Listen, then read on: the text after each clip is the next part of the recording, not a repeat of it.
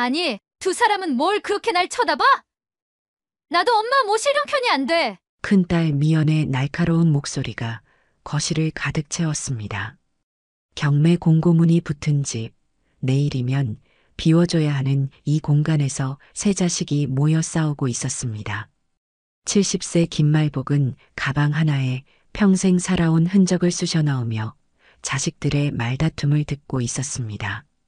40년간 젓갈 팔아모은 6억이 순식간에 다 사라진 후 남은 건 갈 곳 없는 원망뿐이었죠. 엄마, 저 누나가 얼마나 엄마 등쳐 먹었는데? 이혼한다며 전세금 1억 원 빼간 건 누구야?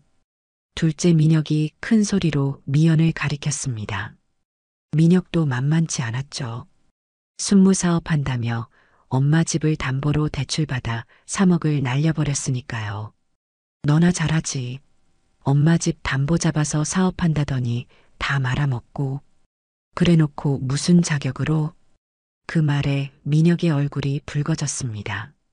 말다툼은 점점 격해졌고 셋째 태연은 소파에 누워 핸드폰만 만지작거렸습니다. 그가 엄마 명의로 다단계 사기를 쳐서 2억을 해먹은 주범이었는데도요. 엄마 저기 소파에 누워있는 막내놈 좀 봐. 엄마 명의로 사기쳐서 기소된 놈이 뻔뻔하게. 아, 시끄러워. 형 누나가 뭘 했다고 날 탓해? 세 남매의 고성은 점점 커졌지만 정작 그들의 시선은 단 한 번도 구석에 앉아있는 말복에게 향하지 않았습니다. 70살 노모가 내일부터 어디서 살아야 할지, 어떻게 먹고 살아야 할지는 관심 밖이었죠. 태연아, 내가 데려가. 내가 제일 막내잖아. 누나는 집도 크잖아. 방 하나 내주면 되잖아. 집이 크긴 뭐가 커? 전세 얻은 지 얼마나 됐다고. 민혁이 사업 망해서 엄마 집 날아간 건데 네가 책임져야지. 말복은 조용히 일어나 작은 캐리어를 끌었습니다. 자식들의 다툼 속에서 자신이 짐짝처럼 취급되는 현실이 가슴을 쓰라렸습니다. 다들 내가 죽기만 바라는구나. 말복의 작은 중얼거림에 방안이 순간 조용해졌습니다. 세 자식의 눈이 마침내 엄마를 향했습니다. 엄마, 그게 아니라 지금 우리도 각자 사정이 있어서. 미연이 변명을 시작했지만 말복은 이미 현관 쪽으로 향하고 있었습니다. 됐다. 내가 너희 셋 다 대학 보내고 결혼시켜주고 집까지 다 날린 건 괜찮은데 이제 와서 빼먹을 거 다 빼먹고 껍데기만 남으니 짐덩이 취급은 하지 마라. 말복의 목소리가 떨렸습니다. 40년 젓갈장사, 새벽시장, 손이 다 갈라지도록 일했던 세월. 그 모든 것이 허공으로 사라졌습니다. 엄마, 우리가 잘못했어. 근데 지금 당장은 아이들 학원비도 밀리고. 됐다고. 말복은 더 이상 자식들의 말을 듣지 않았습니다. 자식 셋이 모두 각자의 핑계로 엄마라는 짐을 서로에게 떠넘기는 모습에 가슴이 무너져 내렸습니다. 내가 살 곳은 내가 찾을게. 걱정 마. 현관문을 열고 나서자 차가운 바람이 얼굴을 때렸습니다. 어차피 이 집은 이미 명의도 넘어가고 내일이면 비워줘야 했습니다. 11월의 쌀쌀한 저녁, 말복의 주름진 손에는 작은 캐리어 하나뿐이었습니다. 뒤에서 자식들이 무슨 말을 하는지 들리지 않았습니다. 아니, 듣고 싶지 않았습니다. 40년간 젓갈 팔아모은 돈, 자식들 교육비, 결혼자금, 사업자금으로 다 날아갔고 엄마 명의 대출 사기까지. 이제 남은 건 70살 노인의 굽은 허리와 쓰라린 가슴뿐이었습니다. 강화도 갯벌에서 새벽마다 조개 줍던 그때가 차라리 나았구나.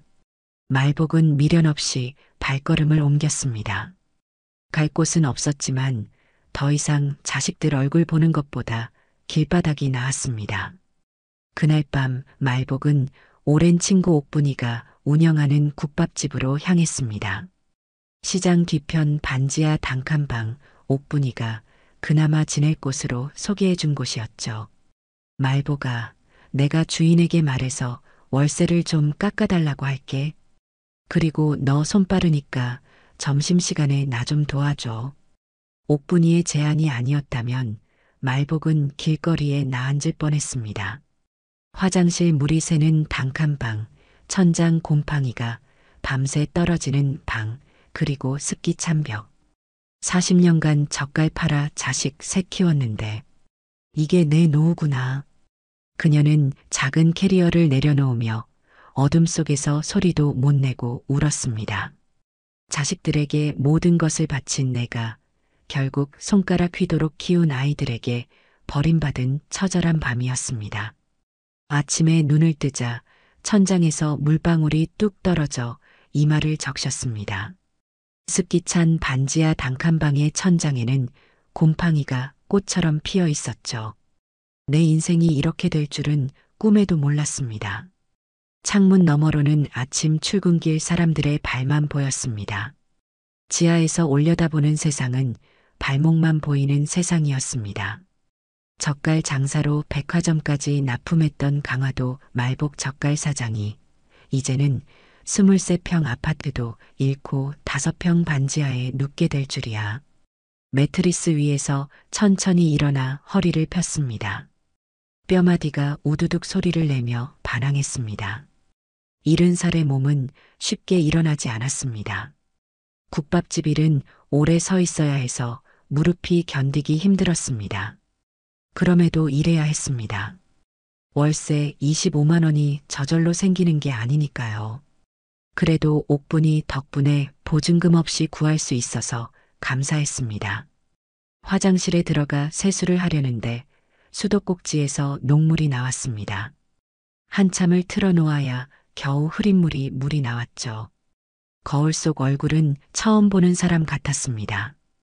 쪼글쪼글한 주름, 슬픔이 깃든 눈, 꺼진 양볼.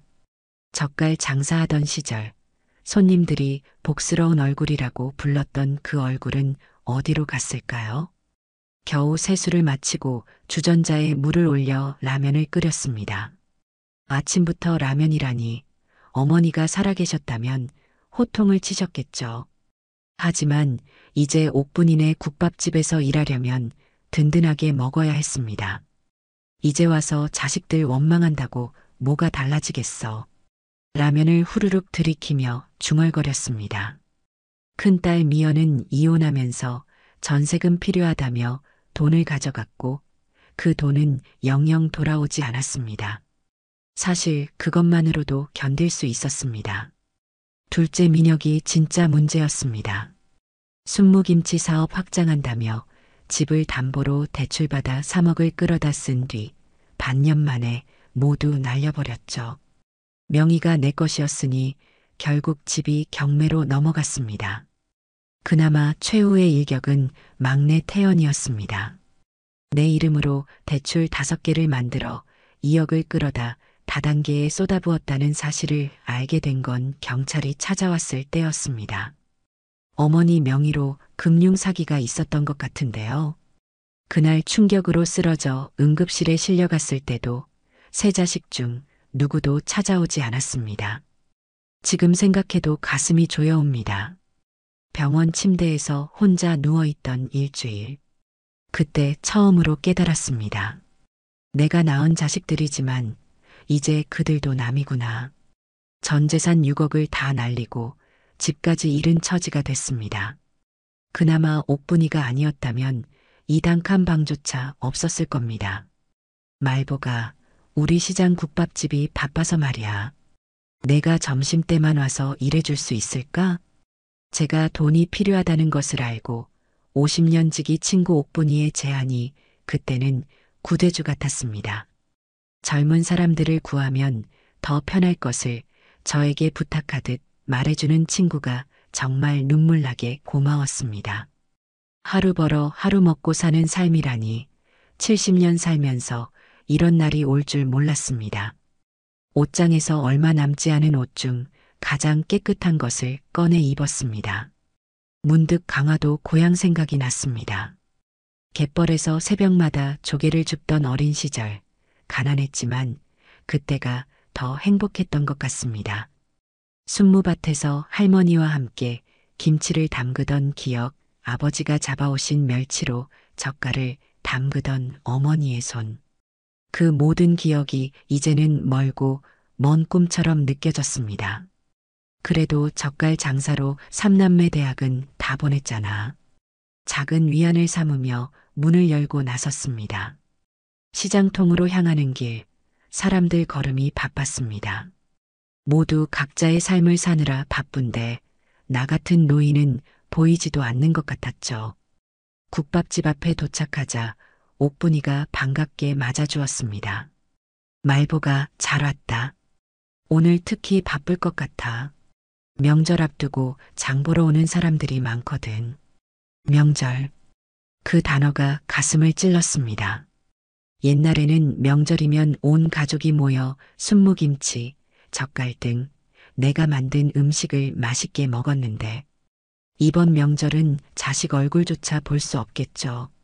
앞치마를 두르고 주방으로 들어갔습니다. 빨갛게 끓는 국물, 칼칼한 고춧가루 향, 부지런히 움직이는 사람들. 그래도 이렇게 일할 수 있어 다행이라고 생각했습니다. 70살의 일거리가 있다는 건 축복이니까요. 첫 손님이 들어오고 순댓국 그릇을 나르는데 무릎이 욱신거렸습니다. 그 아픔을 참으며 미소를 지었습니다. 젓갈 장사할 때 웃으며 손님 맞던 그 미소를 기억해내려 했지만 이제는 그마저도 쉽지 않았습니다. 점심 장사가 한창일 때 끊임없이 오가는 손님들. 젓갈 손질하던 그 손으로 이제는 남의 밥그릇을 나르고 있었습니다. 하지만 그래도 괜찮았습니다. 살아있으니까요. 아직 숨을 쉬고 걸을 수 있고 일할 수 있으니까요. 그날 저녁 하루 종일 서 있느라 퉁퉁 부은 다리를 이끌고 단칸방으로 돌아왔습니다. 옥분이가 챙겨준 국밥 한 그릇이 저녁이었지만 그것조차 감사했습니다. 방 안에 들어서자마자 천장에서 또다시 물방울이 떨어졌습니다. 이제는 그 소리에 익숙해졌지만 마음만은 여전히 아팠습니다. 여보, 내가 이렇게 될 줄 알았으면 나도 같이 데려가지. 남편 영정사진을 꺼내 들고 중얼거렸습니다. 남편이 뇌출혈로 쓰러졌을 때 3일 만에 손 써볼 새도 없이 하늘나라로 갔습니다. 차라리 이 꼴 저 꼴 보지 못한 남편이 부러워지기까지 했죠. 가방에서 작은 수첩을 꺼냈습니다. 그 안에는 젓갈 레시피와 순무김치 담그는 법이 빼곡히 적혀 있었죠. 어머니에게 배운 대로 40년간 직접 담가온 그 비법들. 이것만은 자식들에게도 알려주지 않은 보물이었습니다. 이제 이건 내 무덤까지 가져가겠구나. 수첩을 가슴에 안고 초라한 매트리스에 누웠습니다. 천장에서는 여전히 물방울이 떨어졌고 벽에서는 습기가 스며나왔습니다. 눈을 감으며 생각했습니다. 70년 인생에서 가장 밑바닥을 친 것 같은 이 순간, 어쩌면 이게 끝이 아니라 새로운 시작일지도 모른다고. 그렇게 생각하며 깊은 잠에 들었습니다. 국밥집 주방에서 물을 썰다가 문득 손등을 바라봤습니다. 옥분이가 칼질 좀 도와달라고 했는데 물을 써는 순간 어린 시절 기억이 물밀듯이 밀려왔습니다. 손에는 이제 젓갈 냄새 대신 국물 얼룩이 묻어 있었지만 갯벌 냄새는 여전히 제 몸속 어딘가에 남아있는 것 같았습니다. 말보가 왜 갑자기 멍하니 있어? 빨리 해야지 손님들 곧 밀려올 텐데. 옥분이의 목소리에 정신을 차렸습니다. 하지만 이미 제 마음은 70년 전 강화도로 날아가 있었습니다. 1954년 한국 전쟁이 채 가시지 않은 그 시절, 강화도 갯벌 마을에서 5남매 중 막내로 태어났습니다. 할머니가 제 이름을 말복이라고 지어주셨죠. 손주 중에 제일 늦게 태어난 아이가 복 중의 복이라 말복이라 지었다. 그런 제 이름이 때로는 웃음거리가 되기도 했습니다. 어머, 말복이? 이름 참 더위엔 강하시겠네요. 그럴 때마다 저는 웃으며 대답했습니다. 예, 더위도 덥고 인생도 덥고. 근데 그래도 복 중에 복으로 태어났으니까 괜찮아요. 살던 집은 마을 끝자락 작은 초가집이었습니다. 비가 오면 지붕에서 물이 새곤 했죠. 쏟아지는 빗물을 받기 위해 방 곳곳에 대야를 놓곤 했던 기억이 납니다. 지금 단칸방 천장에서 떨어지는 물방울처럼요. 아버지는 새벽마다 갯벌로 나가셨습니다. 바지를 무릎까지 걷어 올리고 맨발로 갯벌을 헤집으며 조개와 굴을 캐셨죠. 돌아오실 때면 항상 갯벌 냄새가 온몸에 배어 있었습니다. 말보가 아버지 손 씻을 물 떠오너라. 대야에 물을 떠다 드리면 아버지는 진흙 묻은 손을 씻으셨습니다. 하지만 씻어도 갯벌 냄새와 검은 때는 완전히 지워지지 않았죠. 그 손으로 저를 쓰다듬어 주실 때면 거친 손길이지만 세상에서 가장 따뜻하게 느껴졌습니다. 어머니는 아궁이에 불을 지펴 밥을 지으셨습니다. 연기가 눈을 찌르고 얼굴은 그을음으로 검게 변했지만 항상 웃음을 잃지 않으셨죠. 말보가 이리 와서 도와주렴. 순무 씻어야 한다. 가을이면 우리 동네는 순무 수확으로 바빴습니다. 아이들 손톱이 다 까맣게 물들 정도로 흙을 파고 순무를 뽑았죠. 그때 어머니가 담그신 순무김치는 지금도 잊을 수 없는 맛입니다. 순무는 강화도 제일 맛있어. 우리 땅에서 나는 거라 더 그렇지.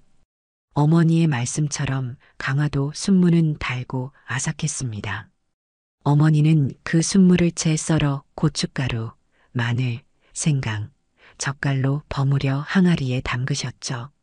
시간이 지나면 그 맛이 더 깊어져서 한겨울에 꺼내 먹으면 그 맛이란. 말보가 순무는 이렇게 썰어야 해. 이건 우리 집 비법이니까 딸에게만 알려주는 거야. 어머니에게 배운 그 비법이 훗날 제 인생의 미천이 될 줄은 그때는 몰랐습니다. 1970년대 초반 동네에서는 큰 일이 있었습니다. 마을회관에 첫 컬러 TV가 들어온 거예요. 온 마을 사람들이 모여 드라마를 보던 그 시절, 저는 고등학교를 갓 졸업한 19소녀였습니다. 말보기는 눈썰미가 좋으니 서울 가서 일하면 잘할 거야. 동네 어른의 그 한마디가 제 인생을 바꿔놓았습니다. 서울로 올라가 보육원 생활지도원이 된 거죠. 한 달 월급 8,000원, 기숙사 제공. 당시 쌀 한 대에 300원이었는데 꿈 같은 조건이었습니다. 보육원에 처음 갔을 때 형광등 불빛 아래 웅크린 아이들을 봤습니다. 부모 없이 자라는 그 아이들의 눈빛이 어찌나 슬프던지.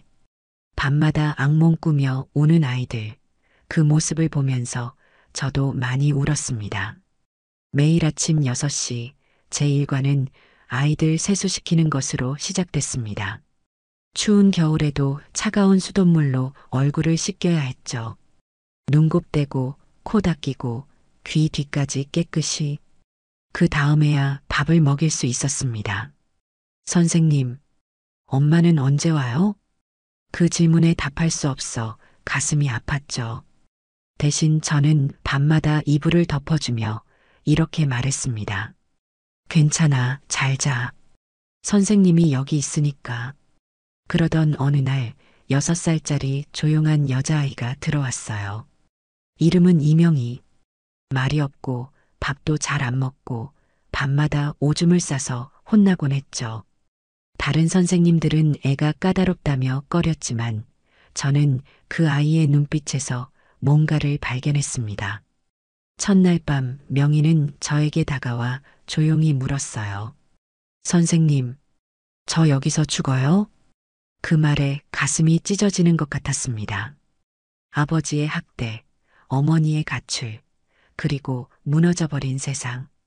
이제 겨우 6살인데 죽음을 생각하는 아이의 마음이 얼마나 아팠을까요? 아니, 명희야. 넌 여기서 살 거야. 선생님이랑 함께. 그날부터 저는 명희 이불을 특별히 챙겼습니다. 깨끗이 빨아 햇볕에 말려 포근하게 덮어주고 손을 잡고 재워줬죠. 처음엔 거부하던 아이가 점점 마음을 열기 시작했습니다. 어느 날 밤 명희가 제 품에 안겨 울면서 말했어요. 선생님, 엄마 냄새가 나요. 그 말에 저는 숨이 멎는 줄 알았습니다. 아이 하나 품에 안고 저희 엄마가 저를 업고 일하던 강화도 순무밭과 갯벌이 그리워 목이 메었죠. 명희는 제가 담근 순무김치를 특별히 좋아했습니다. 어머니에게 배운 그대로 담갔는데 명희는 한 젓가락도 남기지 않고 다 먹었죠. 선생님, 이건 뭐예요? 아삭아삭하고 맛있어요. 이건 순무김치야. 내가 고향에서 엄마가 담가주시던 거야. 명희의 눈이 반짝였습니다. 저도 담가볼래요. 가르쳐 주세요. 그렇게 보육원 부엌 한켠에서 어린 명희와 함께 순무김치를 담그던 날, 저는 엄마가 된 기분이었습니다. 아버지의 갯벌 냄새, 어머니의 순무김치, 그 모든 기억이 제 속에 살아있었고, 이제 그것을 명희에게 물려주고 있었던 거죠. 보육원에서 5년을 일하고 저는 다시 강화도로 내려왔습니다. 아버지가 편찮으셔서 더 이상 멀리 있을 수 없었죠. 이제 국민학생이 된 명희와 헤어지던 날, 아이는 울지 않았습니다. 선생님, 저 다 컸어요. 이제 혼자서도 잘할 수 있어요. 선생님이 가르쳐 주셨잖아요. 그 말에 오히려 제 눈물이 멈추지 않았습니다. 명희야, 어디서든 건강하게 잘 자라. 그리고 순무김치 맛 잊지 마. 아이는 고개를 끄덕였습니다. 그리고 작은 목소리로 약속했죠. 선생님, 언젠가 제가 선생님 찾아갈게요. 그때는 제가 크게 성공해서요. 그 생각에 눈물이 앞을 가렸습니다. 명희가 지금쯤 어떻게 지내고 있을지 가끔 생각하곤 했지만 40년이 넘는 세월이 흐른 지금 어딘가에서 잘 살고 있길 바라봅니다. 강화도로 돌아와 부모님을 모시며 젓갈 장사를 시작했습니다. 처음에는 작은 시장 구석에서 젓갈 몇 종류만 팔았지만 점점 손님이 늘어났습니다. 어머니에게 배운 강화도식 젓갈과 순무김치가 입소문을 타기 시작한 거죠. 그 즈음 남편을 만났습니다. 동네 어른의 소개로 만난 그 사람은 강화도에서 작은 유통업체를 운영하고 있었어요. 당신 손맛이 보통이 아니네요. 우리 함께 더 크게 해봅시다. 그렇게 시작된 결혼 생활, 3남매를 낳고 키우며 젓갈 사업도 키워나갔습니다. 백화점에 납품하기 시작했을 때가 아마도 제 인생에서 가장 빛나던 순간이었을 거예요. 말보가 정신 차려, 국 넘쳐. 옥분이의 외침에 정신을 차렸습니다. 물을 썰다 말고 멍하니 있었더니 국이 넘치고 있었어요. 황급히 불을 줄이고 국물을 걷어냈습니다. 미안해, 옥분아. 잠깐 옛날 생각에 빠졌네. 무슨 생각을 그렇게 하는데? 눈물까지 글썽이고. 그냥 강화도에서 순무김치 담그던 생각. 옥분이는 이해한다는 듯 고개를 끄덕였습니다. 우리 세대는 다 비슷한 이야기를 갖고 있으니까요. 가난했지만 따뜻했던 그 시절, 부모님의 희생, 자식들을 위해 바친 청춘. 말보가, 너 그동안 고생이 많았지. 이제 좀 편히 살 때도 됐는데. 괜찮아. 아직 내 손은 쓸만해. 이렇게 칼질도 하고. 하지만 마음 한구석이 무너져 내렸습니다. 강화도에서 온 친척이 가져다 준 순무가 주방 한켠에 있었는데 그걸 보니 더욱 서글퍼졌습니다. 한때는 그 순무로 온 가족의 밥상을 풍요롭게 했는데 이제는 혼자 국밥집 주방에서 남의 반찬을 만들고 있다니. 명절을 앞둔 시장통 국밥집은 평소보다 더 시끌벅적했습니다. 80 넘은 할머니부터 혼자 사는 직장인까지 명절장을 보러 나온 사람들이 배고픔을 달래러 모여들었습니다. 김말복은 새벽부터 시작된 일로 이마에 땀이 맺혔지만 무릎이 아파도 멈출 수 없었습니다. 오늘 같은 날의 일당은 평소보다 더 나았으니까요. 순댓국 하나요. 깍두기 빼고. 주방에서 옥분이의 익숙한 외침이 들렸습니다. 말복은 그릇을 들고 주방으로 향했고 끓는 국물을 받아 손님에게 나르는 반복된 동작을 이어갔습니다. 아침부터 벌써 20그릇은 넘게 날랐을 겁니다. 잠시 주방에 서서 허리를 폈습니다. 문득 창밖을 바라보니 가족들과 함께 장을 보는 사람들이 보였습니다. 손주 손잡고 과일 고르는 할머니, 남편과 함께 고기 사는 아내, 어머니를 따라 과자를 조르는 아이. 이번 명절에도 자식들 얼굴 한번 보기 힘들겠네. 마음 한켠이 쓰라렸습니다. 작년 추석에는 그래도 첫째가 전화라도 했는데 올해는 연락조차 없었습니다. 사실 연락이 와도 뭐라 대화할지 모르겠지만 그래도 연락 한 통 없는 게 서운했습니다. 점심 장사가 절정에 이르렀을 때였습니다. 문이 열리고 한 여성이 들어왔습니다. 검은색 정장에 단정한 구두, 고급스러운 가방.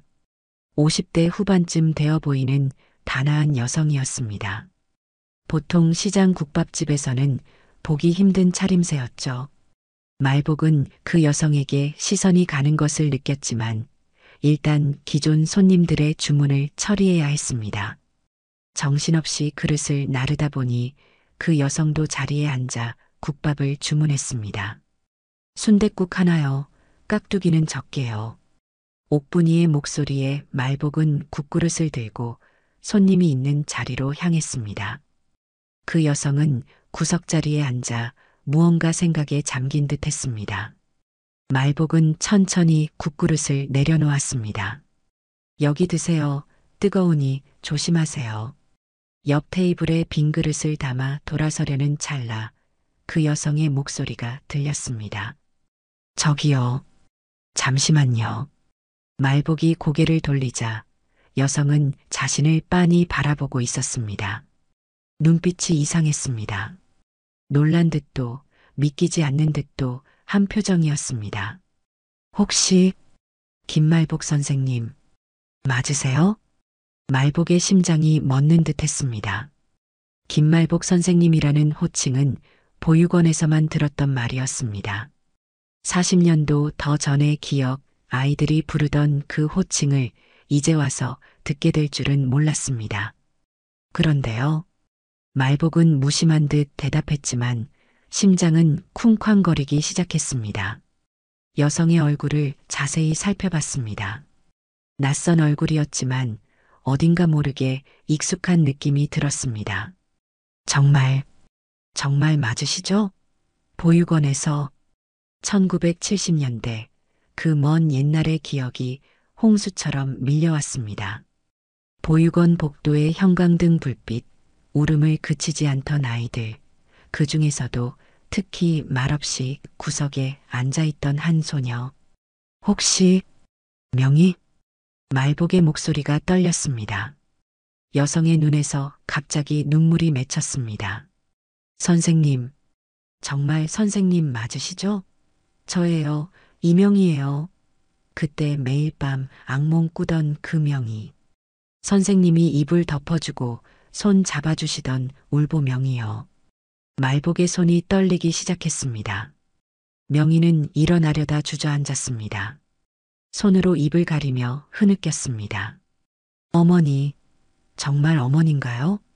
여기서 이러고 계시다니. 그 순간 말복의 손에 들고 있던 다 먹고 남은 빈 국그릇이 바닥에 떨어졌습니다. 주방으로 가져가려던 그릇이 요란한 소리를 내며 깨졌고 국밥집 안은 순간 조용해졌어요. 모든 시선이 그들에게 쏠렸죠. 어머니라니. 나는 선생님이었지. 말복의 눈에서도 눈물이 흘러내렸습니다. 눈앞의 명희는 더 이상 6살 소녀가 아니었습니다. 당당한 자신감이 묻어나는 성공한 중년 여성이었습니다. 그때 선생님은 저한테 엄마였어요. 명희는 자리에서 일어나 말복에게 다가왔습니다. 국밥집 손님들은 무슨 일인지 궁금해하며 흥미롭게 지켜봤습니다. 말복은 혼란스러웠습니다.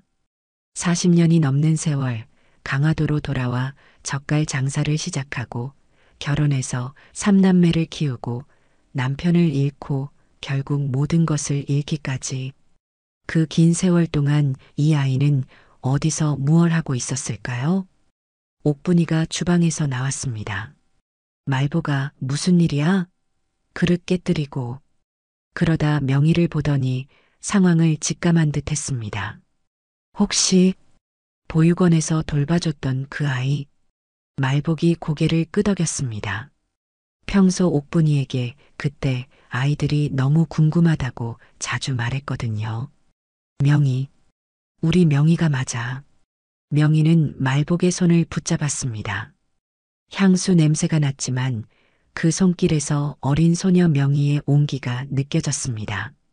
선생님, 우리 따로 얘기할 수 있을까요? 제가 지금 믿기지가 않아서. 옥분이가 나섰습니다. 말복아, 잠시 쉬었다 와. 내가 알아서 할게. 말복은 앞치마를 벗고 명희의 손을 잡았습니다. 국밥집을 나와 근처 조용한 카페로 향했습니다. 말복의 다리는 후들거렸고 심장은 여전히 빠르게 뛰고 있었습니다. 평생 어떻게 살고 있는지 궁금했는데 자식 셋은 키워놓고도 연락 한 통 없지만 단 몇 년만 돌봐준 남의 아이가 40년 만에 찾아왔다는 사실에 가슴이 벅차올랐습니다. 카페에 들어서자 명희는 구석자리를 선택했습니다. 깔끔한 인테리어, 따뜻한 조명, 그리고 달콤한 커피 향기. 말복은 이런 곳에 간 지 오래되었다는 생각이 들었습니다. 명희는 2잔의 차를 주문했습니다. 말복의 주름진 손을 바라보며 잠시 감정을 추스르는 듯 했습니다. 선생님, 정말 선생님 맞으시죠? 제가 몇 년째 찾아다녔어요. 말복은 고개를 끄덕였습니다. 어떻게 날 알아봤니? 나 많이 늙었을 텐데. 명희의 눈에서 눈물이 흘러내렸습니다. 그 손, 입을 덮어주시면서 토닥거리시던 그 손이요. 선생님 오른손 엄지 위에 동전만한 점 있으시잖아요. 그리고 선생님 목소리, 잊을 수가 없었어요. 말복은 자신의 손을 내려다봤습니다. 갯벌의 때처럼 지워지지 않는 세월의 흔적이 남아 있었습니다. 선생님, 왜 국밥집에서 일하고 계세요?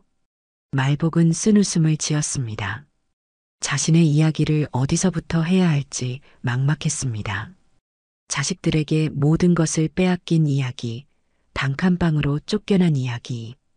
이런 초라한 모습을 보이기가 부끄러웠습니다. 그게 인생이 생각대로 흘러가지 않더구나. 무슨 말을 해야 할지 주저하는 모습을 보며 자연스럽게 명희는 말복의 손을 꼭 잡았습니다. 선생님, 제 이야기부터 할게요. 제가 어떻게 지냈는지. 차가 나왔고 명희는 천천히 이야기를 시작했습니다. 선생님이 집으로 가고 얼마 뒤에 저는 입양됐어요. 미국으로 갈 뻔했는데 마지막 순간에 서류가 문제가 생겨서 한국 부부에게 입양됐죠. 다행히 좋은 부모님을 만났어요. 말복은 안도의 한숨을 내쉬었습니다. 가장 걱정했던 부분이었으니까요. 대학은 식품영양학과를 나왔어요. 선생님이 알려주신 순무김치와 젓갈 맛이 잊히지 않아서 그게 제 진로를 결정했어요. 명희의 목소리가 떨렸습니다. 선생님, 그때 선생님이 아니었으면 저는 지금 이 자리에 없었을 거예요. 명희는 작은 가방에서 사진 한 장을 꺼냈습니다. 오래된 보육원 사진이었습니다. 어린 명희가 말복의 무릎에 앉아 있는 모습이 담겨 있었습니다. 이걸 어떻게 가지고 있니? 선생님이 떠나실 때 몰래 받았어요. 다른 선생님에게서. 이것만 보면서 버텼어요. 말복의 눈에서 눈물이 흘렀습니다. 자식 셋은 길러놨는데 사진 한 장 없이 떠났지만 보육원에서 만난 이 아이는 40년 동안 자신의 사진을 간직하고 있었다는 사실이 너무 아팠습니다. 선생님, 이제는 제가 선생님을 도울 차례예요. 제가 어떻게 해드리면 될까요? 말복은 고개를 들어 명희를 바라봤습니다. 수많은 감정이 교차했습니다. 부끄러움, 기쁨, 감사함, 그리고 약간의 자존심. 나는 도움을 바라고 너를 가르친 게 아니었어. 명희는 고개를 끄덕였습니다. 선생님, 어떻게 지내셨어요? 그냥 살았지 뭐. 결혼해서 애 셋 낳고 젓갈 장사하며 키웠어. 말복은 담담하게 말했지만 명희의 시선을 피했습니다. 자신의 비참한 현실을 있는 그대로 말하기가 부끄러웠습니다. 선생님, 그런데 왜 국밥집에서 일하고 계세요? 피할 수 없는 질문이었습니다. 말복은 깊은 한숨을 내쉬었습니다. 다 망했어. 집도 날아가고 가게도 접고 이제 옥분이네 국밥집에서 일하며 단칸방에 살고 있지. 명희의 눈이 커졌습니다. 믿기지 않는다는 표정이었습니다. 어떻게, 왜요? 말복은 쓰게 웃었습니다. 자식들이 다 가져갔어. 큰딸은 이혼한다며 전세금 빼갔고, 둘째는 집 담보로 사업한다며 빚만 지고, 막내는 내 이름으로 대출받아 다단계에 쏟아부었지. 결국 다 잃었어. 명희의 얼굴이 굳었습니다. 잠시 침묵이 흘렀습니다. 말복은 명희가 자신을 불쌍히 여기는 것이 싫었습니다. 애써 밝게 말했습니다. 괜찮아. 내 딴엔 열심히 산 거니까.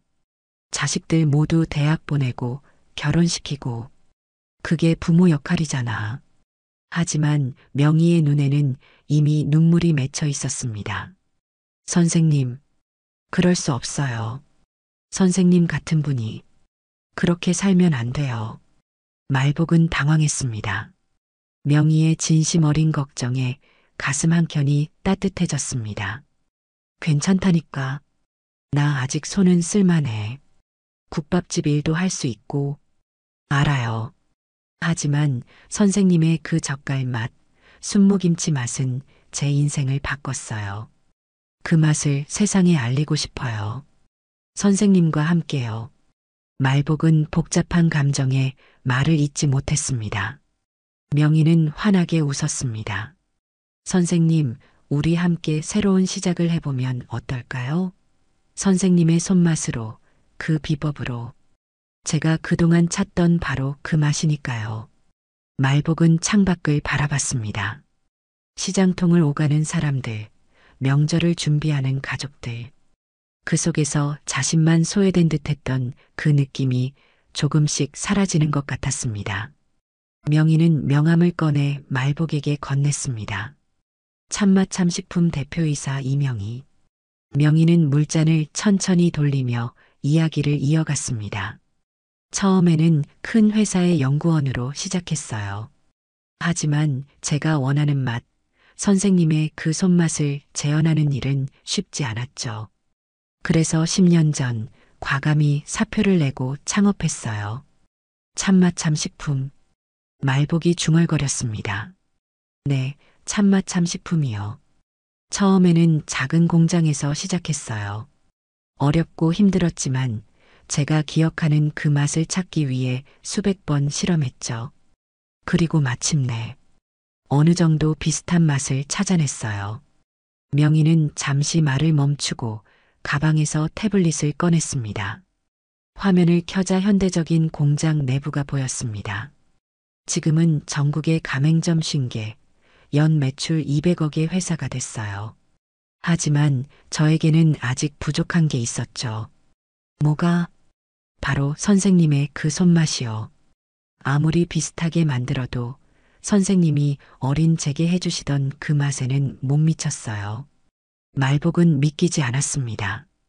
자신이 보육원에서 보여줬던 그 젓갈과 순무김치 담그는 법이 이렇게 큰 사업의 시작이 될 줄이야. 그래서 최근에 강화도 특산물로 새로운 사업을 구상하던 중이었어요. 그리고 선생님을 더 찾아다녔죠. 날 찾아? 네, 보육원 기록, 옛 동료 선생님들, 모든 방법을 동원했어요. 하지만 아무도 선생님이 어디 계신지 알지 못했죠. 그러다 우연히 오늘 이 시장에서 시장 조사차 온 김에 국밥 한 그릇 먹으려고 들어왔는데 선생님을 만나다니 명희의 목소리가 떨렸습니다. 이건 정말 운명이에요, 선생님. 명희가 진지한 표정으로 말했습니다. 저희 회사에서 강화도 순무김치와 젓갈 라인을 새로 런칭하려고 해요. 선생님의 그 비법, 그 손맛으로 함께 해주시면 어떨까요? 말복은 놀라서 명희를 바라봤습니다. 내가 이 나이에? 네, 선생님의 경험과 기술은 어떤 최신 기계보다 값진 거예요.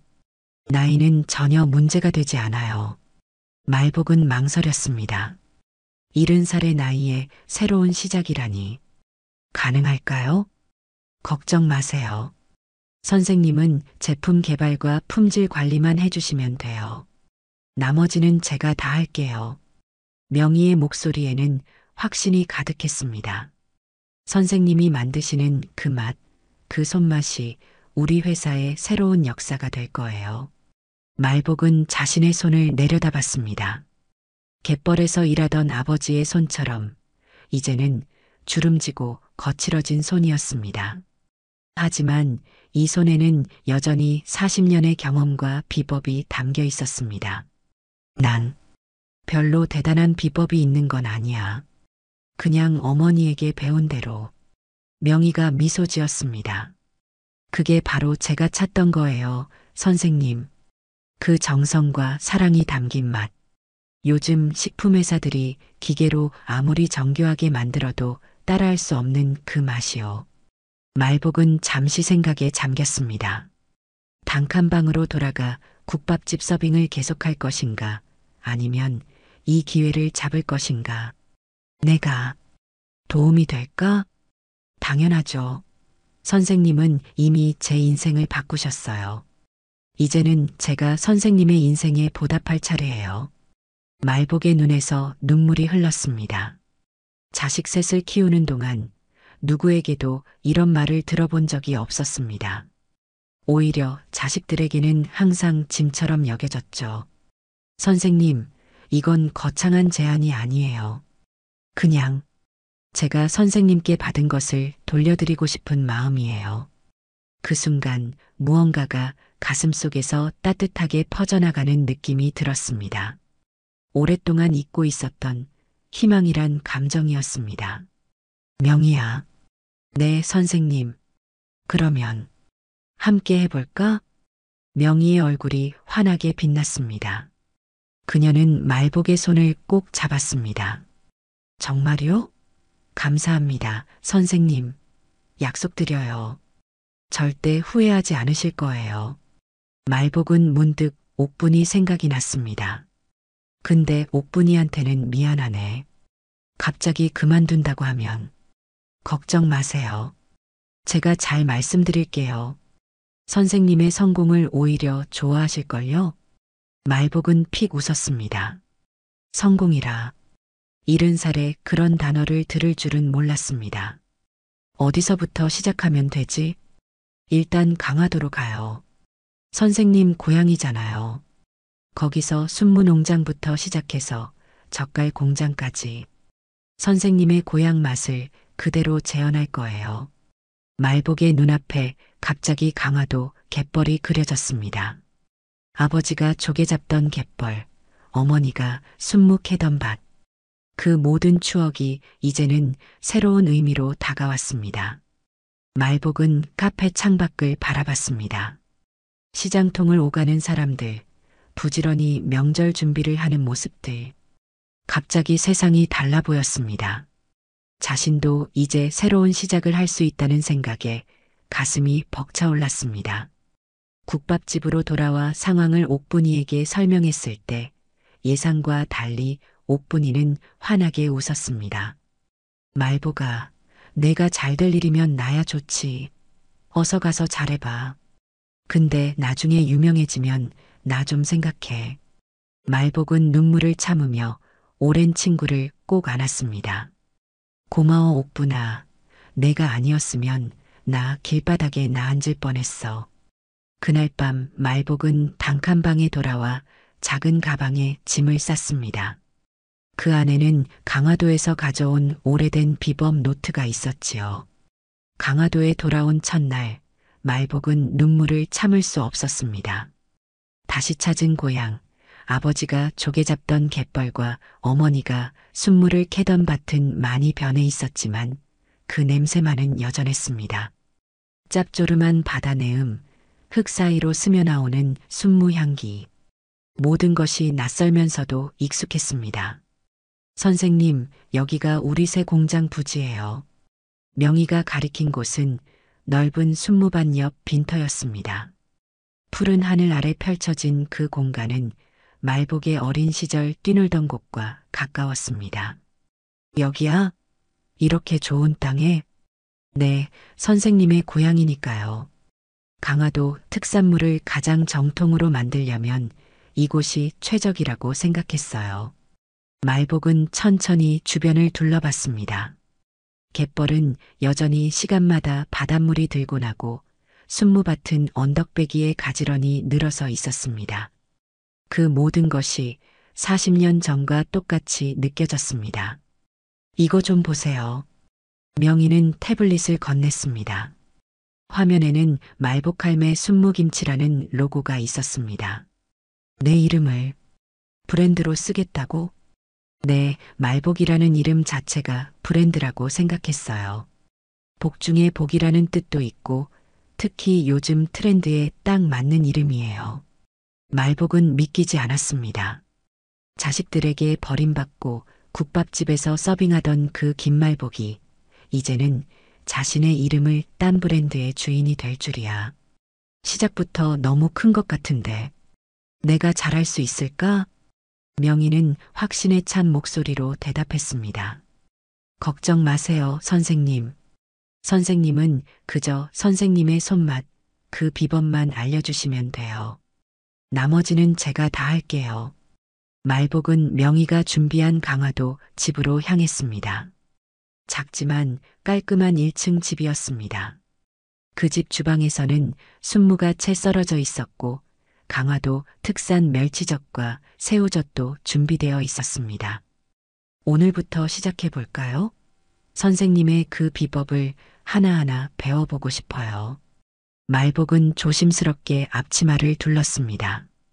오랜만에 다시 하는 순무김치 담그기. 손이 기억하고 있었습니다. 말복의 손놀림은 여전히 정확했습니다. 칼을 잡는 손이 흔들림 없이 순무를 썰어 나갔습니다. 소금은 천일염으로. 그것도 3년 이상 간수 뺀 거로 해야 해. 요즘 젊은 사람들은 소금도 아무거나 쓰더라고. 명희는 메모를 하면서도 눈을 떼지 못했습니다. 마치 보물을 발견한 사람처럼 말복의 모든 동작을 유심히 관찰했습니다. 젓갈은 멸치젓이랑 새우젓을 섞는 게 비법이야. 강화도는 2가지 젓갈 맛이 어우러져야 제 맛이 나거든. 말복은 계속해서 비법을 전수했고 명희는 그것을 하나하나 기록했습니다. 그날 밤 그들은 첫 시제품을 만들었습니다. 이제 3일 정도 숙성시키면 돼. 이건 금방 맛이 드는 김치가 아니야. 기다림이 필요한 거지. 명희는 웃으며 고개를 끄덕였습니다. 선생님, 정말 감사해요. 이 비법을 기다린 지 40년이 넘었네요. 말복은 손을 씻으며 대답했습니다. 나는 그냥 어머니에게 배운 대로 한 것뿐이야. 특별한 건 없어. 그게 바로 특별한 거예요, 선생님. 이 시대에 남아있는 마지막 손맛이니까요. 그렇게 첫날이 지나갔습니다. 말복은 오랜만에 편안한 마음으로 잠자리에 들었습니다. 갯벌 냄새가 느껴지는 이 방, 창밖으로 들리는 물결 소리. 모든 것이 고향의 포근함으로 다가왔습니다. 다음 날부터 본격적인 제품 개발이 시작되었습니다. 명희는 연구원들을 데려와 말복의 레시피를 표준화하는 작업을 진행했습니다. 선생님, 이 비율을 정확히 측정해야 해요. 한 움큼, 조금. 이런 표현은 기계가 이해할 수 없거든요. 말복은 처음에는 당황했지만 곧 적응했습니다. 자신의 감각을 그램 단위로 변환하는 일이 쉽지는 않았지만 차차 익숙해졌습니다. 한 달 뒤 공장 건설이 시작되었습니다. 현대적인 설비와 위생적인 환경. 말복의 눈에는 모든 것이 신기하게 느껴졌습니다. 이렇게 깨끗한 곳에서 김치를 담그다니. 옛날엔 그냥 마당에서 했는데. 명희는 웃으며 말했습니다. 이제는 시대가 바뀌었잖아요. 하지만 맛만큼은 예전 그대로 살리고 싶어요. 시간이 흐를수록 말복은 더 자신감을 갖게 되었습니다. 전에는 몰랐던 식품 위생, 유통기한 설정, 포장 디자인까지 모든 과정에 참여하며 새로운 것을 배웠습니다. 어느 날 명희가 설레는 표정으로 말복을 찾아왔습니다. 선생님, 좋은 소식이 있어요. 홈쇼핑 측에서 말복 할매 순무김치를 방송에 내보내기로 했어요. 다음 주 화요일이에요. 말복은 놀라서 명희를 바라봤습니다. 홈쇼핑?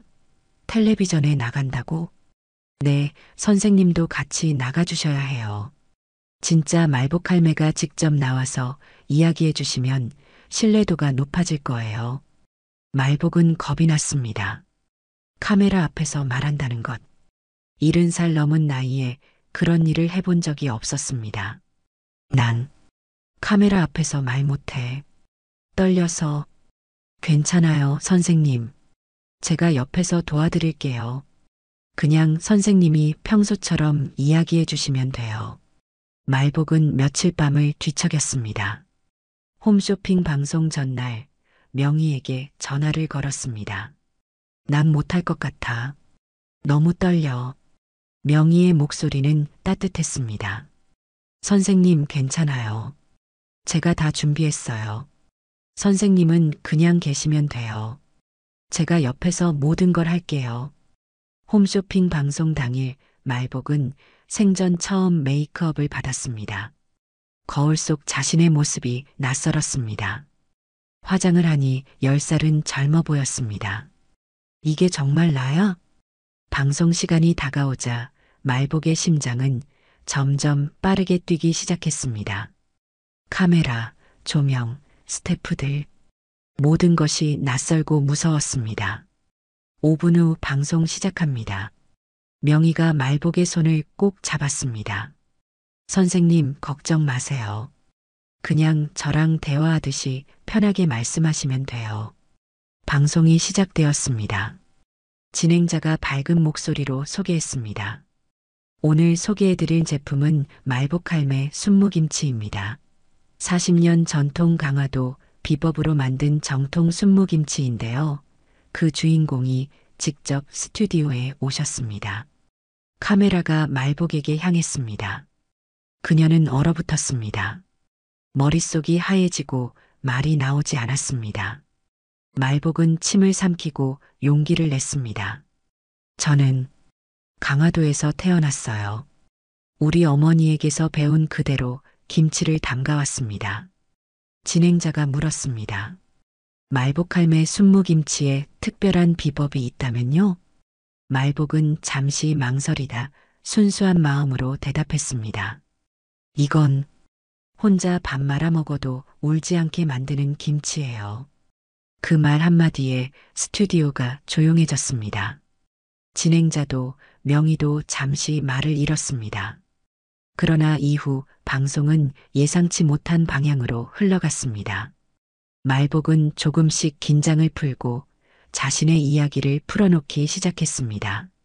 강화도에서의 어린 시절, 어머니에게 배운 요리, 40년간의 젓갈 장사. 시청자들의 반응은 폭발적이었습니다. 방송 중간에 이미 주문 전화가 폭주했고 시스템이 다운될 정도였습니다. 선생님, 대박이에요. 준비한 물량 5,000세트가 10분 만에 완판됐어요. 이런 경우는 처음이에요. 말복은 얼떨떨했습니다. 자신의 순무김치가 이렇게 인기를 끌 줄은 몰랐습니다. 정말? 그렇게 많이 팔렸어? 네. 더 놀라운 건 SNS에서 말복할매가 해시태그로 떠오르고 있어요. 이미 수많은 사람들이 선생님 영상을 공유하고 있어요. 그날 밤 말복은 기적 같은 일을 경험했습니다. 70살이 넘은 나이에 TV에 나가 자신의 김치를 소개하고 그것이 불과 몇 시간 만에 전국적인 화제가 되다니. 이후 며칠 동안 말복할매 순무김치는 품절 대란을 겪었습니다. 공장은 24시간 풀가동되었고 직원들은 밤새 일했습니다. 어느 날 명희가 들뜬 표정으로 태블릿을 들고 왔습니다. 선생님, 이거 보세요. 화면에는 SNS 댓글들이 가득했습니다. 말복할매 순무김치 드디어 받았어요. 진짜 옛날 우리 할머니 맛이에요. 혼자 사는데 이 김치 한 젓가락에 울컥했어요. 맛이 기억을 불러오네요. 말복할매 방송 다시 보고 왔어요. 70세에 새 출발하신 모습에 용기를 얻었습니다. 그리고 가장 놀라운 댓글이 있었습니다. 저 거기 보육원 출신인데 말복 선생님 기억해요. 선생님이 담가주시던 그 김치 맛 잊지 못했는데 드디어 찾았어요. 말복의 눈에 눈물이 고였습니다. 자신의 작은 손길이, 자신의 김치 한 젓가락이 이렇게 많은 사람들에게 위로가 될 줄은 몰랐습니다. 명희야. 네, 선생님. 내가 이렇게 많은 사람들에게 기억되고 있었던 거야? 명희는 부드럽게 미소 지었습니다. 당연하죠. 선생님처럼 진심으로 아이들을 사랑하고 정성을 다해 음식을 만드는 분을 어떻게 잊을 수 있겠어요? 두 번째 홈쇼핑 방송은 더 성공적이었습니다.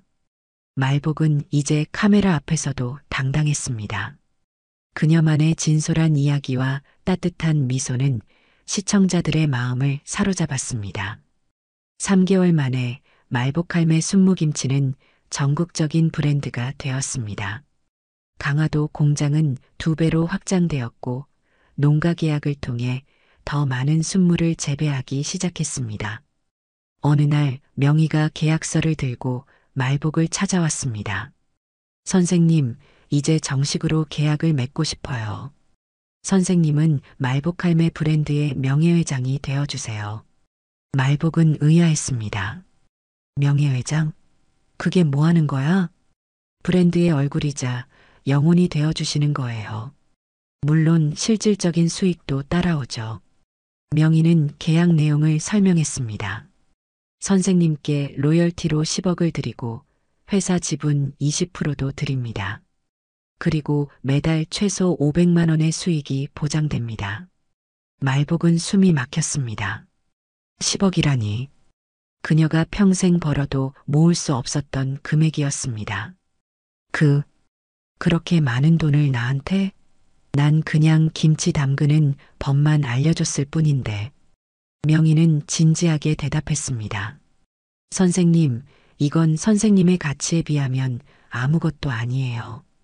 선생님의 그 손맛, 그 비법이 이 회사를 만들었으니까요. 말복은 떨리는 손으로 계약서를 넘겨보았습니다. 모든 것이 명희가 말한 그대로였습니다. 명희야, 이건 꿈인가? 아니에요, 선생님. 현실이에요. 선생님이 40년 전에 저에게 주신 사랑과 가르침이 돌아온 거예요. 말복은 잠시 생각에 잠겼습니다. 불과 6개월 전 단칸방에서 고단한 일을 하며 살던 자신이 이제는 내가 이렇게 갑자기 부자가 될 줄이야. 그날 저녁 말복은 새로 마련한 강화도 집마당에 앉아 별을 바라봤습니다. 어머니가 가르쳐준 비법 젓갈이 SNS에서 인생의 맛으로 불리던 날 나는 처음으로 울었습니다. 70년 만에 드디어 인정받는 기분이었어요. 이제 말복의 인생은 완전히 달라졌습니다. 더 이상 누구의 엄마가 아닌 그저 말복 할매로서 자신만의 인생을 살게 된 것입니다. 강화도 집 거실에 앉아 말복은 통장 잔고를 확인했습니다. 10억이라는 숫자가 적혀 있었습니다. 계약금으로 받은 돈, 그리고 매달 들어오는 500만 원의 수익. 평생 남편과 자식들을 위해 모든 것을 쏟아붓던 그 손에 이제는 자신만을 위한 돈이 쥐어져 있었습니다. 말복할매 순무김치가 론칭된 지 2년이 지난 시점이었어요. 이제는 전국 백화점과 마트에서 볼 수 있는 인기 상품이 되었고 TV 광고도 나가기 시작했습니다. 말복의 얼굴은 이제 모르는 사람이 없었죠. 어르신, 커피 한 잔 더 드릴까요? 가정부 김 씨의 목소리에 말복은 고개를 들었습니다. 명의의 배려로 이제 말복의 집에는 식사와 청소를 도와주는 가정부가 있었습니다. 고마워요, 김 씨. 근데 어르신이라고 부르지 말고 그냥 말복 씨라고 불러요. 어색하네. 김 씨는 웃으며 고개를 끄덕였습니다. 말복은 TV 리모컨을 집어든 뒤 채널을 돌렸습니다. 홈쇼핑 채널에서는 말복할매 젓갈이 론칭 방송 중이었습니다. 새로운 제품 라인업이었죠. 정성을 다해 담근 강화도 전통 젓갈, 말복할매 젓갈 세트. 화면 속 진행자 옆에 앉은 말복은 카메라를 향해 웃고 있었습니다. 이제는 카메라 앞에서도 떨지 않는 여유로운 모습이었습니다. 녹화 당시를 떠올리니 웃음이 났습니다. 초인종 소리가 들렸습니다. 말복은 직접 현관으로 향했습니다. 문을 열자 놀랍게도 그곳에는 큰딸 미연이 서 있었습니다. 엄마. 말복은 그 자리에 얼어붙었습니다. 2년 만에 보는 딸의 얼굴이었습니다. 정장을 입고 화장을 한 미연은 예전보다 더 달라 보였습니다. 그녀의 눈에는 조심스러움과 부끄러움이 담겨 있었습니다. 말복은 아무 말 없이 문을 열어주었습니다. 미연은 조심스럽게 집 안으로 들어왔습니다. 고급스러운 인테리어와 넓은 거실을 보며 미연의 눈이 커졌습니다. 엄마, 내가 뉴스에서 봤어. 엄마가 유명해졌다면서. 미연은 주저하다가 소파에 앉았습니다. 엄마, 미안해. 그때 내가 너무 이기적이었어. 말복은 미연을 물끄러미 바라봤습니다. 텔레비전에서는 여전히 말복할매 젓갈 광고가 나오고 있었습니다.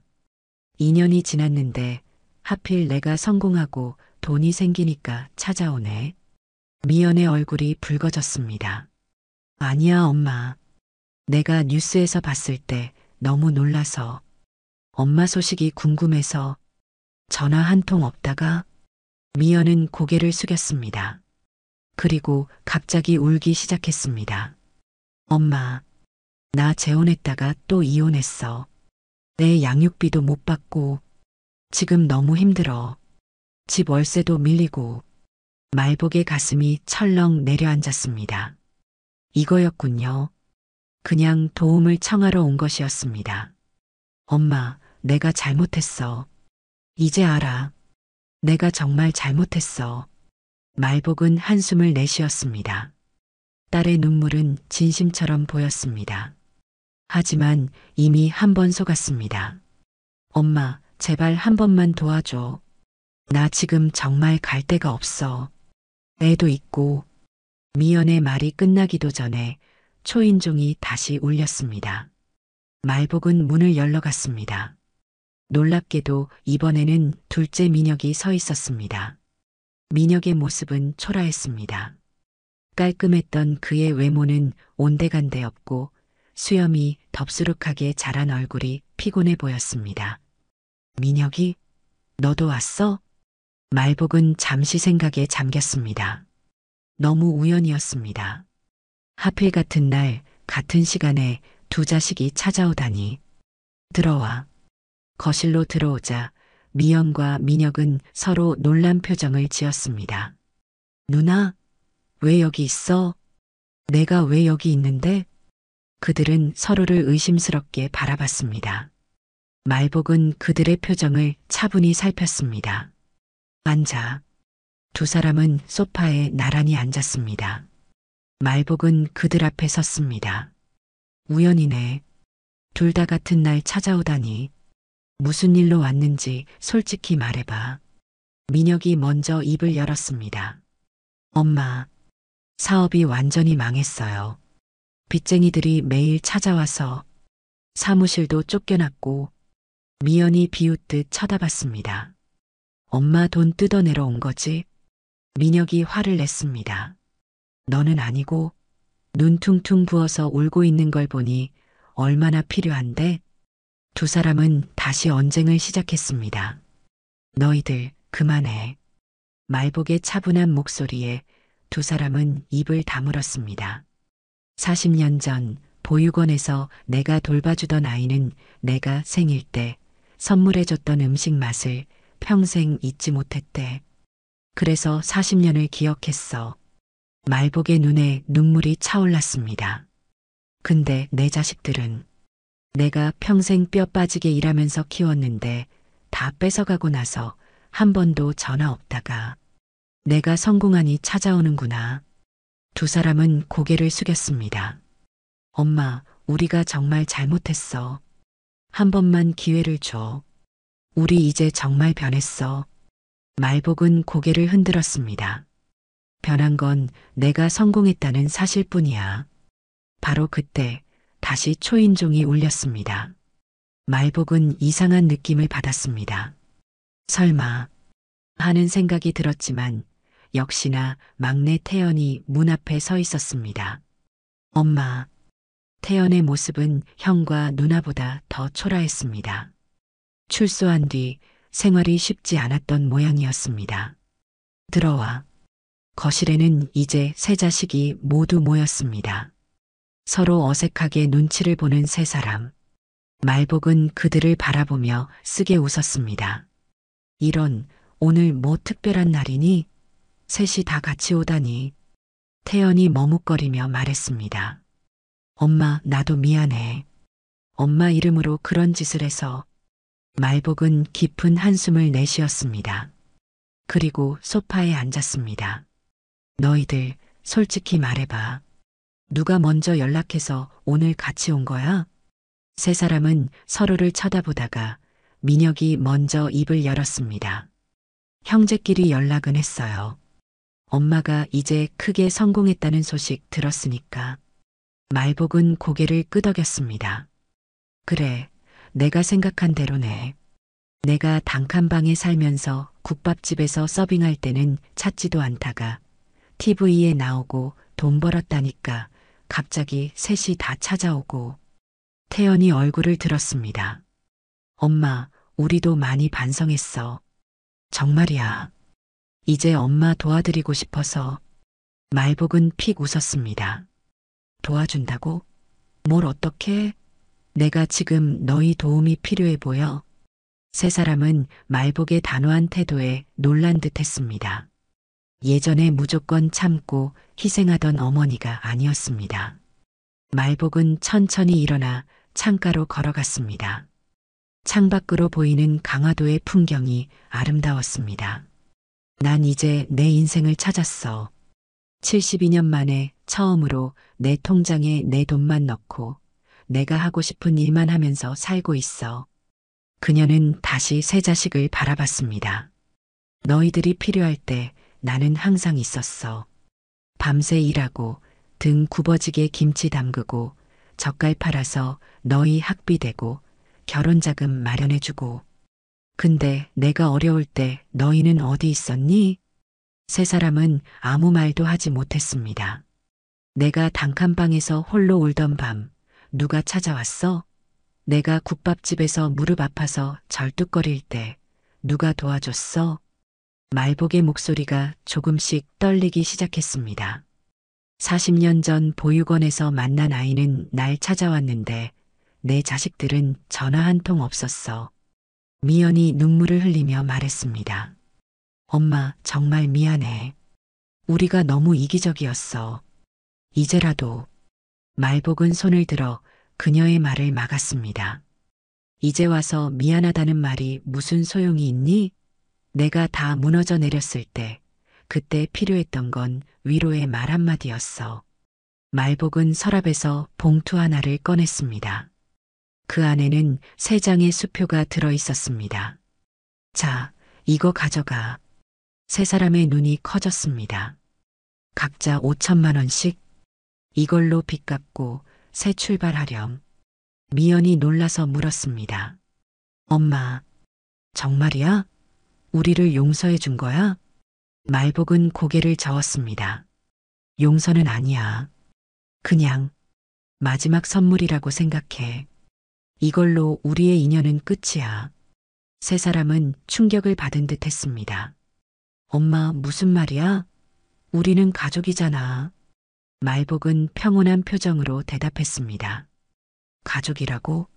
서로 필요할 때만 찾는 게 가족이니? 진짜 가족은 항상 함께하는 거야. 말복은 창가에 놓인 사진을 가리켰습니다. 명희와 함께 찍은 사진이었습니다. 내겐 이제 새로운 가족이 생겼어. 누구보다 날 생각해주고 내 가치를 인정해주는 사람들. 민혁이 불안한 목소리로 말했습니다. 엄마, 설마 우리를 버리는 거야? 말복은 쓴웃음을 지었습니다. 버린다고? 내가 버린 게 아니라 너희가 먼저 날 버렸잖니. 셋째 태연이 무릎을 꿇었습니다.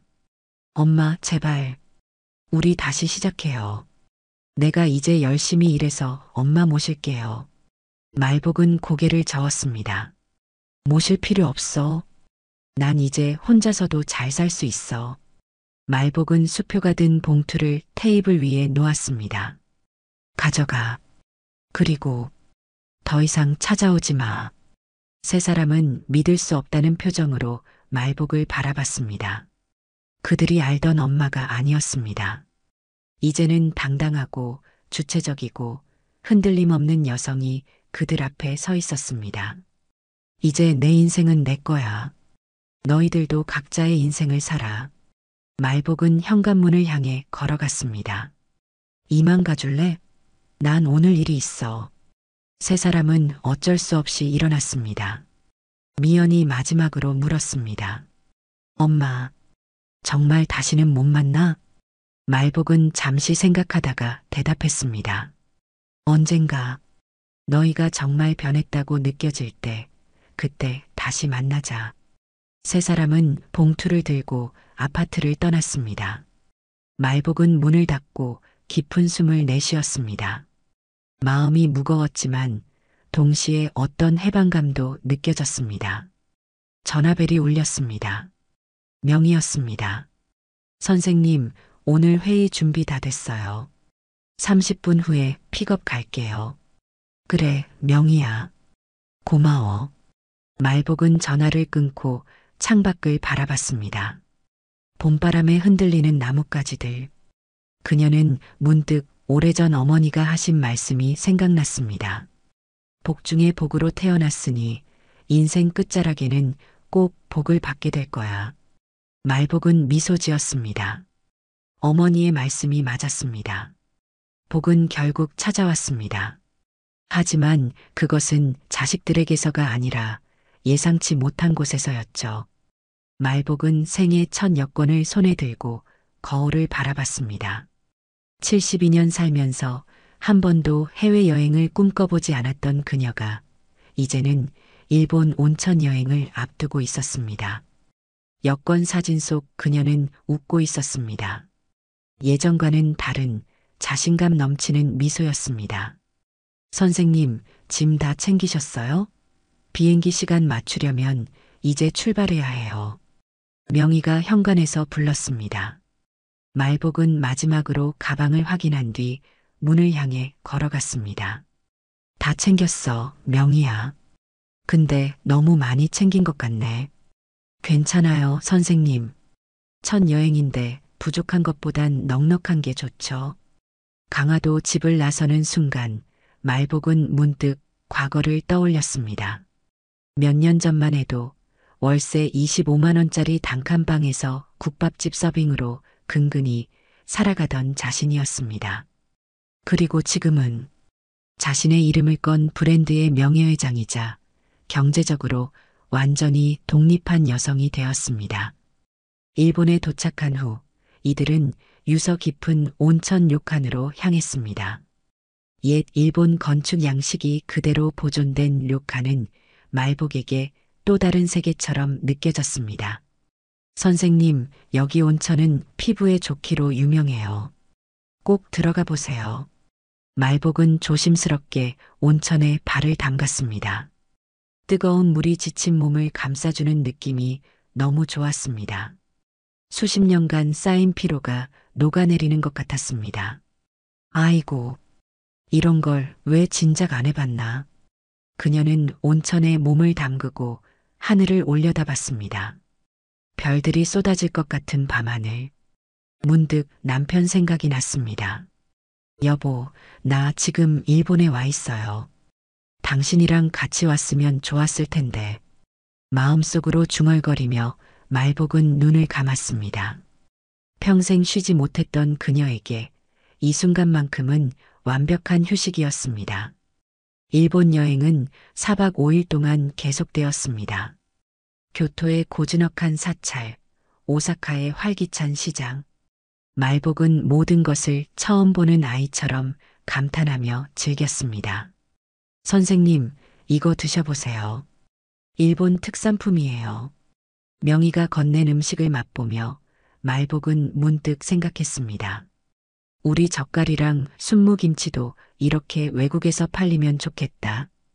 명희는 미소를 지었습니다. 그럼요, 우리가 지금 그 준비 중이잖아요. 해외 수출 첫 단계로 일본부터 시작할 거예요. 말복의 눈이 커졌습니다. 정말? 우리 김치가 여기서도 팔린다고? 네, 벌써 바이어들과 미팅을 몇 번 가졌어요. 반응이 아주 좋아요. 말복은 감격스러워 말을 잇지 못했습니다. 강화도에서 시작된 작은 비법이 이제는 세계로 뻗어나간다는 사실이 믿기지 않았습니다. 명희야, 고마워. 잠들어 있던 명희가 눈을 떴습니다. 네, 무슨 말씀이세요? 그냥 내 인생의 이 시기에 이런 행복을 알게 해줘서 고맙다는 말이야. 명희는 말복의 손을 잡았습니다. 선생님이 저한테 주신 것에 비하면 제가 해드린 건 아무것도 아니에요. 한국에 도착한 후 말복은 더욱 활기차게 일상을 살았습니다. 말복할매 브랜드는 계속해서 성장했고 이제는 젓갈, 김치뿐만 아니라 다양한 제품 라인업으로 확장되고 있었습니다. 어느 날 명희가 새 소식을 가지고 왔습니다. 선생님, 설날이 다가오는데 우리 가족이 모두 선생님 댁에서 명절을 보내고 싶대요. 괜찮으실까요? 말복은 잠시 생각했습니다. 명절. 그 단어가 주는 감정은 복잡했습니다. 예전에는 자식들과 함께 보내던 날이었지만 이제는 그래, 좋지. 너희가 온다면 기쁘지. 설날 아침 말복의 강화도 집은 활기로 가득 찼습니다. 명희와 그녀의 남편, 두 아이들, 그리고 명희의 시부모까지 모두가 한자리에 모였습니다. 말복 할머니, 새해 복 많이 받으세요. 명희의 아이들이 말복에게 세배를 했습니다. 말복은 아이들의 머리를 쓰다듬으며 웃었습니다. 그래, 너희들도 복 많이 받아라. 명절 음식을 준비하는 동안 말복과 명희, 그리고 명희의 시어머니는 부엌에서 함께 일했습니다. 세 여성이 같은 앞치마를 두르고 음식을 만드는 모습이 정겹게 느껴졌습니다. 말복 어머님, 덕분에 우리 며느리가 저리 바르게 컸어요. 정말 감사해요. 명희의 시어머니가 말했습니다. 말복은 쑥스러운 듯 손사래를 쳤습니다. 아이고, 제가 뭐 한 게 있다고요. 그저 잠시 돌봐준 것뿐인데. 아니에요. 어머님이 뿌린 씨앗이 이렇게 큰 나무가 됐잖아요. 식탁에 둘러앉아 함께 식사하는 시간, 말복은 문득 깨달았습니다. 이것이 바로 진짜 가족이구나. 혈연으로 맺어진 것이 아니라 마음으로 연결된 사람들. 서로 피 한 방울 안 섞였어도 이게 진짜 가족이란 걸 알았어요. 식사 후 말복은 명희에게 오래된 노트 하나를 건넸습니다. 이거 내게 주고 싶어. 노트를 펼치자 빼곡히 적힌 레시피들이 보였습니다. 말복이 평생 모아온 비법이 담긴 노트였습니다. 선생님, 이걸 저에게요? 그래, 이제 이건 내 거야. 앞으로 너희가 이어나가렴. 명희의 눈에 눈물이 고였습니다. 선생님, 너무 감사해요. 이건 정말 보물이에요. 말복은 미소 지었습니다. 보물이라. 그래, 어쩌면 그럴지도 모르겠네. 명절이 끝나고 말복은 혼자 강화도 바닷가를 거닐었습니다. 갯벌에서 불어오는 바람이 얼굴을 스쳤습니다. 그곳은 어린 시절 아버지가 조개를 잡던 곳이었습니다. 여보, 나 요즘 참 행복해요. 당신이 생전에 그렇게 바라던 그 행복. 강화도에서 날 때 할머니는 나를 복 중의 복이라 불렀어요. 72년 만에 그 말의 의미를 깨달았습니다. 복은 주어지는 게 아니라 스스로 만들어가는 것이더군요. 강화도에서 태어나 갯벌에서 뛰놀던 소녀, 보육원에서 아이들을 돌보던 청년, 젓갈 장사로 자식들을 키우던 중년, 모든 것을 잃고 국밥집에서 일하던 노년 가리고 이제 자신의 이름을 건 브랜드의 주인이 된 현재. 그 모든 시간이 하나로 연결되어 있었습니다. 정성으로 담근 젓갈처럼 그녀의 인생도 서서히 발효되어 깊은 맛을 내고 있었습니다. 복은 누가 주는 게 아니라 스스로 발효시키는 거더라. 말복은 조용히 미소 지었습니다. 그녀의 말복은 끝에 온 복이 아니라 인생의 마지막 순간까지 계속해서 발효되며 깊어지는 복이었습니다. 집 앞 마당에 놓인 벤치에 앉아 말복은 별을 바라봤습니다. 한 사람의 인생이 얼마나 많은 변화를 겪을 수 있는지, 그리고 그 변화 속에서도 본질은 변하지 않는다는 것을 그녀는 이제 알고 있었습니다. 말복날 태어나 복 중에 복이란 이름을 받았는데 진짜 복은 내가 만들어가는 거였어요. 별빛 아래 그녀의 얼굴에는 평온함이 깃들어 있었습니다. 슬픔도 후회도 분노도 없이 그저 깊은 이해와 수용만이 남아 있었습니다. 그리고 이제 김말복의 인생은 완성되어 가고 있었습니다. 그것은 끝이 아니라 또 다른 시작이었습니다. 오늘 이야기가 마음에 드셨다면 좋아요와 구독, 알람 설정 잊지 마세요. 또 이야기를 보시고 마음에 남은 장면이 있으셨다면 댓글로 나눠주세요. 선생님의 한마디가 또 다른 분께 깊은 울림이 될 수 있습니다. 늘 감사합니다. 건강이 최고입니다. 하루 한 번 운동 잊지 마셔요.